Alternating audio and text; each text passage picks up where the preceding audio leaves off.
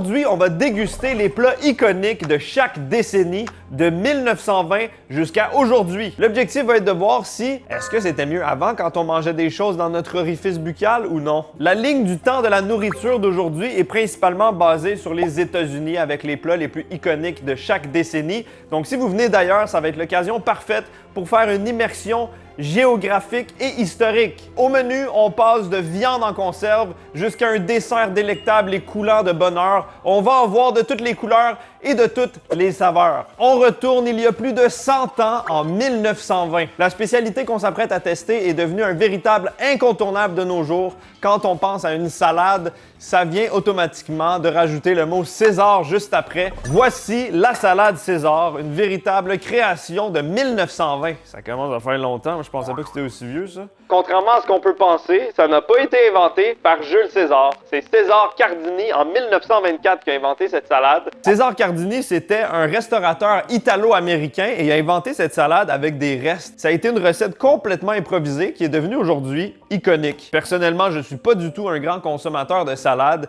mais quand on parle de salade César, c'est difficile à refuser. La particularité de la salade César, c'est évidemment sa vinaigrette crémeuse qui est faite à partir de capre, d'anchois, de jaune d'œuf, le tout mélangé avec énormément de parmesan. Des fois, c'est du pecorino romano, ça dépend des versions. C'est servi avec des croûtons et parfois aussi du fromage râpé. Ici, j'ai une version vraiment pas sophistiquée. Ça vient directement d'un mélange à la salade César, mais il y a certains restaurants qui te font des belles salades César directement à table avec le grand bol en bois, là, puis le tuxedo, là. Ça, c'est les meilleurs. C'est quand même impressionnant d'avoir créé une recette de salade qui, 100 ans plus tard, est toujours d'actualité. On va voir si Jules apprécie la César. Oh, c'est bon la salade César. Colin. Une vinaigrette savoureuse, petite acidité, crémeux, gourmand, très fromagé. Les croûtons de pain qui rajoutent une belle texture croquante. Franchement, c'est un véritable classique. Je trouve ça délicieux et je dois dire que c'est hautement validé. Peut-être probablement une des choses les plus délicieuses de toute cette vidéo. Ça va juste être de pire en pire. Carl, veux-tu goûter à une salade César? D'un, je juge qu'il n'y a pas de bol en bois. Premièrement, c'est vrai. Ça perd un point. C'est tellement un classique qu'il n'y a pas grand-chose à dire de plus que ça. Moi, je suis vraiment surpris que ce soit si vieux que ça. Moi, dans ma tête, 1920, ça n'existait pas, les légumes, là. Mais il y avait de la salade en 1920, mais elle était en noir et blanc. Ah, c'est ça. J'ai remarqué qu'en France, quand je commande une salade César, il y a tout le temps du poulet dessus. Il y a aussi avec du bacon. Ouais, classique. Ça, c'est un classique. Je sais pas si ça fait vraiment partie de la recette de base de bacon.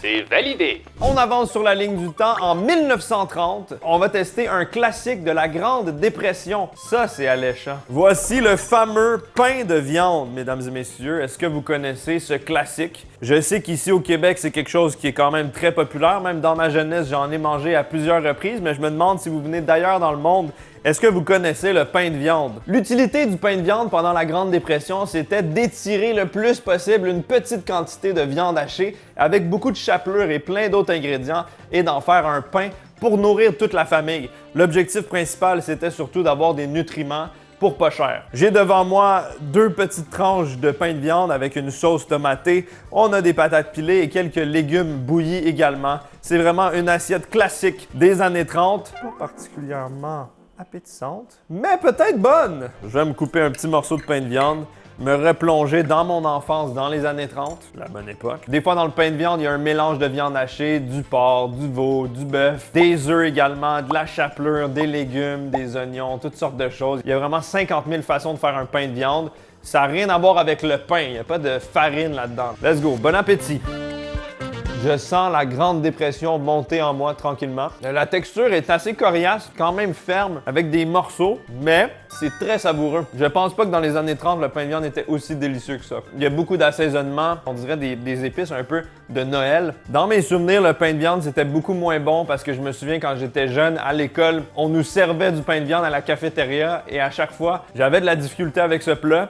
Mais là, franchement, avec mes papilles d'adulte, c'est bon, ça fait le travail, ça fait penser un peu à un hamburger steak, juste une galette de bœuf haché assaisonné. Je comprends le principe, c'est nourrissant, c'est efficace. Carl, est-ce que tu veux goûter? C'est très drôle parce que autant quand tu étais jeune, tu haïssais le pain de viande, moi, autant quand j'étais jeune, j'aimais vraiment ça, quand ma mère faisait un pain de viande.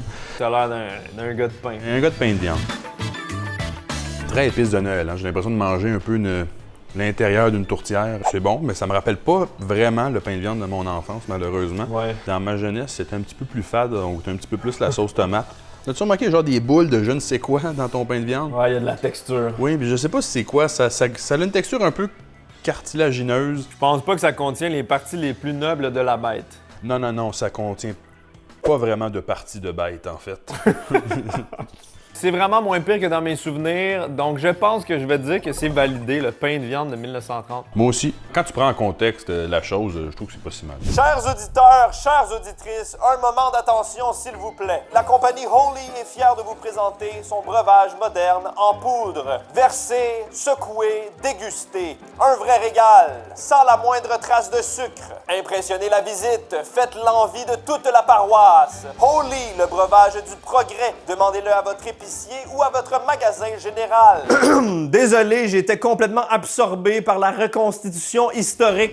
Holy, c'est mon alternative au soft drink classique, sans sucre, avec des saveurs vraiment travaillées. On ajoute la poudre, ça sent tellement bon que même mon chat veut en boire. On ajoute de l'eau. Je vais tester pour la première fois avec vous la saveur watermelon dans la gamme hydration. On secoue et on goûte.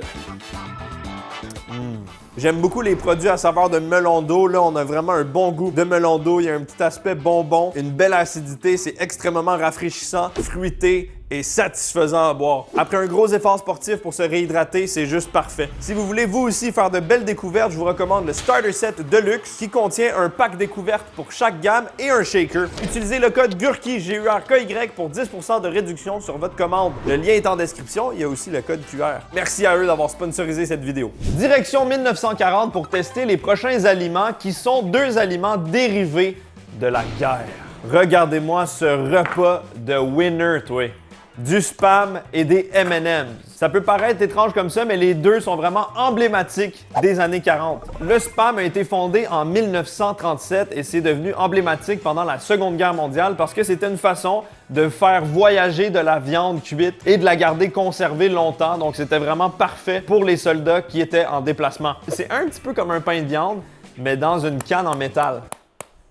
Encore aujourd'hui, c'est un produit qui est populaire et qui est très utilisé dans la cuisine coréenne, surprenamment. Ça a été popularisé justement pendant la guerre de Corée, ça a été exporté en Corée par les Américains et ça a été inclus dans différentes recettes. Je ne sais pas de quelle façon c'était consommé sur le champ de bataille. Est-ce que c'était cuisiné ou est-ce que c'était ouvert et consommé directement comme ça? Je ne le sais pas. Et les M&M's, ça existe depuis 1941 et le concept, c'était de faire un petit morceau de chocolat recouvert d'une couche de sucre, ce qui empêchait le chocolat de fondre. Donc c'était parfait pour le transport, c'était parfait pour le côté portable également. C'est le produit alimentaire le plus emblématique de la Deuxième Guerre mondiale.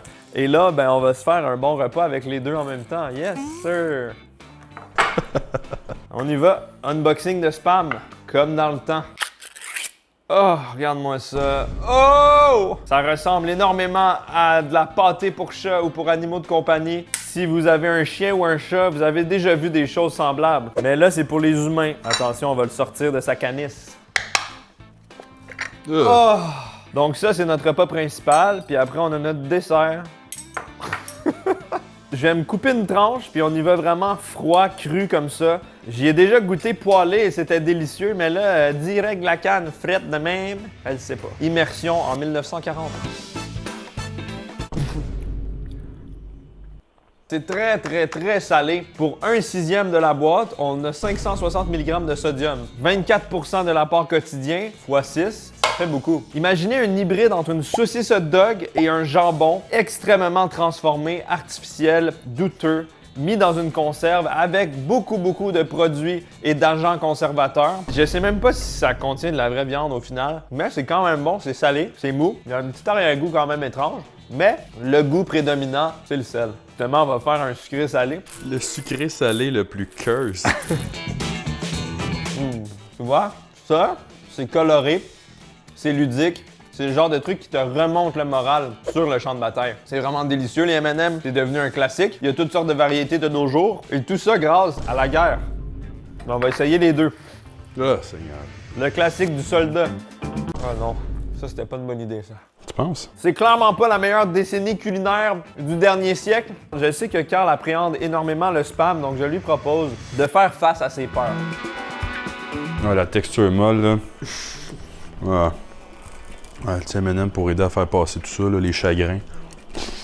Ce repas digne des années 40, ce n'est pas validé. Oui, les M&M, c'est bon, c'est pas suffisant. Direction 1950 pour notre prochaine nourriture emblématique. Cette fois-ci, on s'en va tester les TV Dinner. Dans les années 50, on commençait à avoir de la nourriture très transformée, industrielle. On voulait de la facilité, de l'efficacité. Le TV Dinner, c'est très simple. C'est un plateau, repas, qu'on réchauffe et qu'on installe devant nous en regardant la télévision. Tu perds pas ton temps à cuisiner, tu regardes la télé. Il y avait même des petites tables pliables où tu déposais ton TV Dinner assis sur ton sofa, bien confortable. De nos jours, les TV Dinner existent plus ou moins. La marque originale créée par Swanson en 1953 n'existe plus, mais on a quelque chose qui est très semblable. Il s'agit des repas surgelés Hungry Man. C'est exactement le même principe. On va cuire ça et s'installer confortablement. T'sais. Regarde-moi ça, le beau plateau repas style TV Dinner. Ça sort tout juste du micro-ondes. Mon Hungry Man est prêt.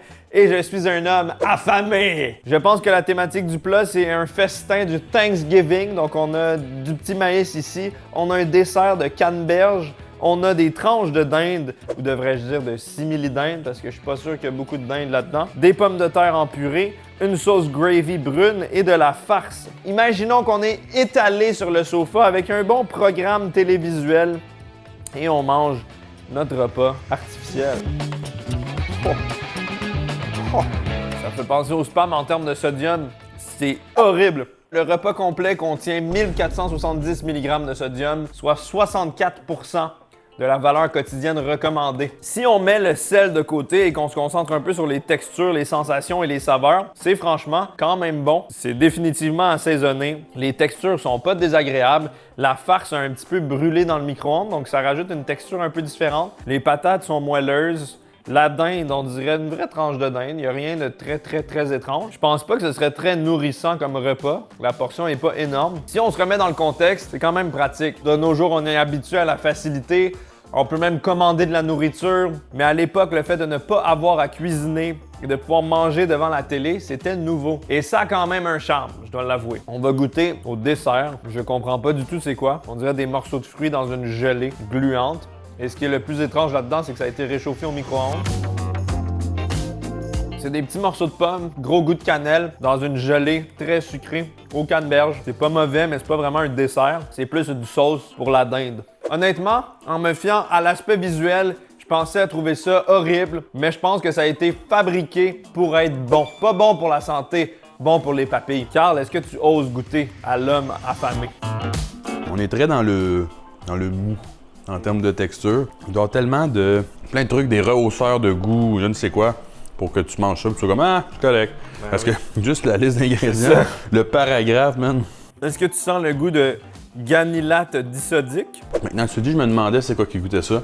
Tu sais, quand ton repas, finalement, c'est un cours de chimie, là. Je pense qu'on enchaîne 2 décennies plutôt compliquées ici et que, encore une fois, cette décennie n'est pas validée d'un point de vue alimentaire. On est maintenant dans les années 60 et vous allez voir que la spécialité qu'on s'apprête à tester est très surprenante. Moi, quand j'ai vu ça, je comprenais pas trop le principe, mais quand on pense un peu à l'origine de tout ça, ça a beaucoup de sens. Le plat emblématique des années 60, c'est la fondue au fromage. C'est l'Union suisse du fromage qui a conquis l'Amérique à l'exposition universelle de New York en 1964. Ça a comme été un tremplin pour la reconnaissance de la fondue au fromage. Et dans les années 60 et 70, ça a été vraiment démocratisé comme un plat de partage convivial, mais aussi un petit peu sophistiqué. Il y a quand même un aspect exotique et chic à la fondue au fromage. Tout est un prétexte pour une bonne fondue au fromage. Je suis très content que ça se retrouve dans cette vidéo parce que le spam, les M&M et les TV Dinner, c'était pas fameux.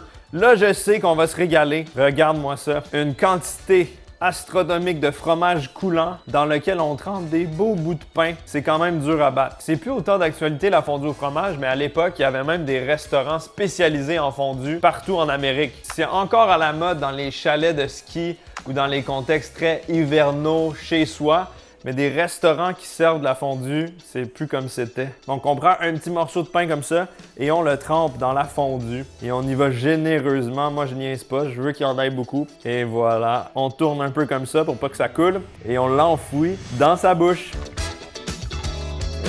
Depuis le début de la vidéo, la nourriture est pas atroce, mais j'ai toujours l'impression que c'est un petit peu de la survie. Là, c'est vraiment du plaisir. Il y a comme une renaissance culinaire qui vient de se produire et j'en suis gravement comblé. C'est quoi, Carl? Cette fois-ci, je te propose pas de goûter. Je veux ça juste pour moi. C'est pas la croûte dans le fond d'une fondue au fromage qu'on appelle une religieuse, ça? Ouais. Pourquoi on appelle ça de même? Dites-moi si vous savez dans les commentaires d'où vient le terme religieuse sans avoir recours à l'intelligence artificielle ni Google. Mais ça, c'est un classique. Moi, j'aime bien parce que, tu sais, avec les années, les gens ont comme un peu pimpé leur fondue au fromage. Des fois, ils mettent d'autres aliments que du pain, tu sais. Tout est bon dans le fromage, honnêtement. Tu peux mettre n'importe quoi, même du spam. Je passerai mon tour. Sans hésitation, la fondue au fromage datant de 1960 en Amérique du Nord, c'est hautement validé et c'est même meilleur que la salade César tant qu'à moi. Nous sommes désormais catapultés, propulsés, téléportés en 1970. Les années 70 sont réputées pour quoi? Je sais pas. Les années glorieuses des Canadiens de Montréal. Ah, les années 70, le réconfort, le bonheur, le plaisir et les fameux Hamburger Helper. Est-ce que vous connaissez les Hamburger Helper? C'est tout simplement un repas complet contenu dans une boîte. Facile à faire pour toute la famille, dans une période où l'inflation est très élevée et le coût de la viande absolument pas abordable, c'est là que Hamburger Helper entre en jeu. Avec seulement 1 livre de bœuf haché, tu peux faire un repas pour toute la famille! Yay! À l'époque, les temps étaient durs. Ça fait penser un peu à aujourd'hui, l'inflation puis tout ça. Là. Le principe est très simple. Tu fais cuire ta viande dans une poêle, tu ajoutes de l'eau, un peu de lait, le mélange de poudre qui vient dans la boîte, ainsi que les pâtes, et tu laisses ça mijoter et tu as un repas. Et c'est à ça que ça ressemble. Donc, on a vraiment beaucoup de bœuf haché, quelques pâtes dans une sauce un peu brune, et surtout, l'élément le plus important, ça pue. C'est mon premier Hamburger Helper à vie. Je sais qu'il y a beaucoup de gens qui ont été bercés par ça dans leur enfance. J'espère que ça va être bon. Quelle immense déception. Je pense que le highlight de ce plat, c'est l'emballage. Imaginez des pâtes avec beaucoup de bœuf haché, cuites dans de l'eau et du lait. Il n'y a pas particulièrement d'assaisonnement à part du sel. J'aurais pu cuisiner ça sans avoir une enveloppe préfaite. J'aurais mis du sel puis du poivre, puis ça aurait été pareil. Peut-être un peu de fromage, un léger goût tomaté aurait pu rajouter un aspect agréable. Là, c'est très basique. Je suis sûr que les années 70 avaient autre chose de beaucoup mieux à offrir que les Hamburger Helper. Je peux pas croire que ça, c'est le repas emblématique des années 70, Colin. Je pensais que ça allait être bon. J'aime beaucoup les plats de pâtes simples avec du bœuf haché, on se trompe jamais. Mais je suis vraiment déçu, il y a un arrière-goût fake de conservateur étrange. Et c'est juste salé, il n'y a rien de plus. Ça nous offre absolument rien de surprenant ou d'agréable. Je te propose une très petite cuillère pour éviter d'avoir une grande déception. Ouais, c'est très bof. J'avais pas grandes attentes, là, fait que tu sais, je m'en sors quand même bien. Là. Je me doutais que ça allait être nul, puis ça ne m'a pas déçu dans ces attentes-là. La vraie question, c'est pourquoi j'avais autant d'attentes, moi? Je pense que c'est juste le gant. Tu regardes un grand gant avec un visage pareil, tu ne peux qu'avoir confiance en cet individu, right? J'y confierais mon héritage. Prends ma fortune, gang Hamburger. Non, moi! Bon, Hamburger Helper, à part la mascotte, il n'y a rien de validé. C'est une grande déception. On s'en va directement dans les années 90 en passant juste à côté des années 80. Parce que dans les années 80, il y avait de très grandes controverses que j'ai pas envie d'aborder aujourd'hui. Dans les années 90, ça a été l'émergence d'un de mes desserts préférés, le Molten Lava Cake, ou également en français, le gâteau lave mou. C'est l'exemple parfait d'un dessert gastronomique qui s'est dirigé vers les restaurants et qui est devenu très accessible, jusqu'à même être dans les foyers. On met en place la dynamique où les chefs vont à la télévision et les gens reproduisent les recettes à la maison. C'est la naissance du Food Network, ça commence à se démocratiser de plus en plus. Le lava cake, c'est considéré vraiment comme le dessert de restaurant chic des années 90. Ça se voit que c'est chic, non? Regarde-moi ça. On va le percer ensemble à la cuillère et voir s'il coule. Il coule quand même suffisamment, il y a quand même un certain tonus. Ah, les années 90, quel bonheur! Oh. C'est tellement un bon dessert, bien exécuté, plaisant à manger. Le pire avec ça, c'est que ça vient d'une erreur. De base, le gâteau a été sorti trop vite du four et ils ont découvert à quel point c'est délicieux. Je trouve que le lava cake, c'est ce qui met le plus en valeur le chocolat. Parce que c'est du chocolat au chocolat, avec du chocolat, avec un cœur de chocolat fondant. Carl, you want some of that lava? Parce que c'est bon, puis en plus, c'est nostalgique. Le lava cake de la décennie des années 90, c'est hautement et grandement validé. On progresse vers les années 2000 et les années 2000, ça a été vraiment une décennie où il y a eu un renouveau des plats réconfortants, mais version un peu plus rehaussée, gastronomique. Le mac and cheese, c'est un classique américain qui existe depuis 1937 dans cette version instantanée en boîte, mais dans les années 2000, on a vu tout un nouveau type de mac and cheese naître. En voici un bon exemple, c'est un mac and cheese un petit peu plus gastronomique avec du bacon à l'intérieur, un petit peu gratiné. Sur le dessus, il y a du poulet pané, une petite sauce piquante buffalo. C'est le genre de plat qu'on voyait vraiment beaucoup dans les chaînes de restaurants dans les années 2000 en Amérique du Nord.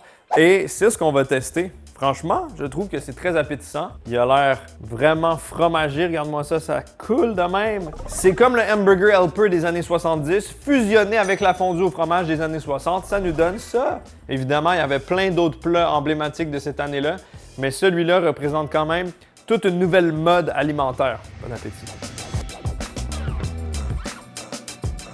En 2000, j'avais 3 ans.